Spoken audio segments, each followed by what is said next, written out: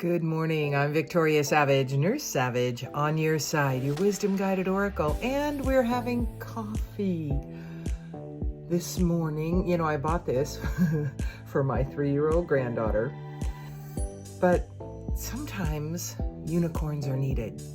This is a morning where unicorns are needed. Their lightness, their beauty, their magic. We are all magic. We are alchemists. What is an alchemist? It's someone that takes one thing and makes it into another. We do that every moment of every day. Our thoughts and emotions become chemicals in the body. The chemicals are what bathe our cells and tell them what kind of cells to produce. We are creating physical truth for ourselves. Back to the unicorns, back to the magic, back to the lighthearted. Let's see what the cards have for this day for you. The first card, Storyteller. You know, it's a beautiful card.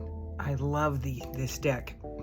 We are all storytellers as well. We each have one, and each of our stories are different. So trying to fit into the mold of other people by trying to be like them, act like them, sound like them, look like them is a disservice, because our story is very different than theirs. Our history is different. Our reason for being here is different. And when we keep trying to constrict ourselves and put ourselves in these boxes, we become very uncomfortable and we become very unhealthy. Allowing ourselves to authentically be who we are is one key to better health. And you know, I'm an integrative wellness practitioner. I am a psychic, I am a spiritual guide, and integrative wellness, meaning body, mind, spirit, because we are all of those things. But I work from the energy because that's where everything starts. So when I work with healing someone, it is from the energetic aspect, and it is healing emotions, it's healing past, it's healing physical, it's healing thoughts, beliefs, and it's healing ancestors. We come in with more than muscle and bone and eye color and hair color in our DNA. We come in with their energy as well, their traumas, the things that happened, the things they believed, their biases, good, bad, and otherwise. This is the lifetime where we can clear that. And that's one of the things I get to do with people is clear ancestral energy. And then we can clear our own karmic energy. Karma is not punishment. It is a choice we made to bring forward energies, lessons, things we did not fully learn in another life. And we chose to bring them into this life, to learn them, and then to clear them. So in this lifetime, we can clear ancestral energy and we can clear karmic energy, raising our vibration, raising the vibration of the world. The next card, I have these beautiful set of cards from Linda Fabry, who is a beautiful intuitive artist. And I'm gonna have to put on my glasses because I didn't put my contacts in yet. Self-reflection. When you reach out from the depths of your soul or peer into the mirror of wonder and curiosity, what returns is not merely an echo of self, but a calling. The divine is always returning our gaze, yet we often dismiss it as our own reflection. You know, when we came in with a mission, a path that we wanted to live. And many of us don't understand that or don't really yet understand our path, but we know there's more to what we're living than what we are. My favorite mantra is, I am open, I am willing, I am ready. Guide me.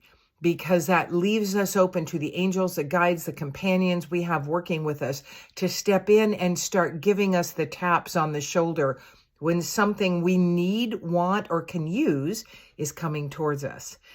They don't move us around the chessboard because we have free will. We had a choice of what we wanted to learn. It is the experience that we can modify. And that is what inviting them in can shift. Rejoice in the now. Isn't that a gorgeous card? it is also about the transformation. And there is so much transformation right now happening in the world. But now is all that we have. If we continue to feed the past with our energy, it stays alive, and there really is nothing we can do about that now. It is gone. It is an illusion. The future is also an illusion.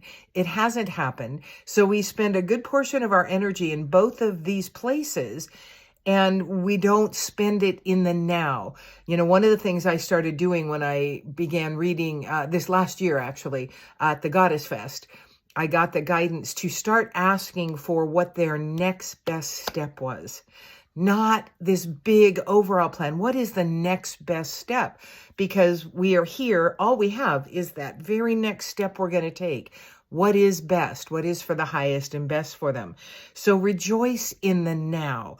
Rejoice in what you have that is a gratefulness worthy thing. Can you walk, talk, hear, speak? I mean, if life really sucks for you, and at times it really does, and for some of you, kind of lifetime has seemed like it sucks, but you've pushed through, you've known that there is more. I invite you to really ask to be given the awareness of what you're creating with your thoughts, with your beliefs, and with your words, because each one is a form of energy that is going out, matching it with other energy just like it, and bringing it back. That is how we create this life. And so, again, sometimes it's very intentional. Needed a little lightheartedness this morning. Unicorns. And of course, my 3-year-old granddaughter loves them, but this was just the most lighthearted mug. I have a thing about mugs, not so much about unicorns most of the time, but you know, I have lots of different ones, and they really do kind of reflect the mood I'm in at any given time. So be the storyteller of a life you want. Sometimes that's just writing down in detail what you want to have happen. I remember an interview with Jim Carrey, who said, you know, I don't know how many years before he became a star, he wrote himself a $10 million check. And that many years later, he looked at that and just went, oh my gosh, I did it. We have that ability and that power within us. There are things standing in the way of it. Our beliefs, our words, our limiting thoughts. And again, a lot of that is ancestral. Step into the power of who you are. Find someone who can help teach you how to release that energy, or do that energy work with you, and start moving forward with more lightness, more joy. Start looking at what is going right in your life and being grateful for that, because it expands. The fairies wanted to come in this morning too, and they're always lighthearted. Summer. Everything that you're asking for becomes yours in the summertime. So this is the future. This is warmth and flowers and joyfulness and lightheartedness in the summer. Summer is a state of mind, as well as a season where everything blooms and life becomes wonderful. So start creating what you want to have this summer, and you will see a difference. I invite you to, if you don't already know some of the beliefs you have about yourself that are standing in your way, write them on a piece of paper in the intent that you're going to release them and give them up. And on this full moon on the 5th, 6th, get outside and burn that piece of paper and vision it leaving you. And the last card, taking shelter. Of course, it's a winter picture, but look at that. The answers are within. Stop looking to literature, to everybody else's writing, to, you know, all this outside stuff. Connect. I am open, willing, and ready. Pray. Whatever you believe that higher power to be is waiting for you to step forward, and give them permission to help you. And that's exactly what can happen. Thank you so much for joining me this morning. I'm Victoria Savage, Nurse Savage, on your side, your wisdom guided oracle. Until we meet again.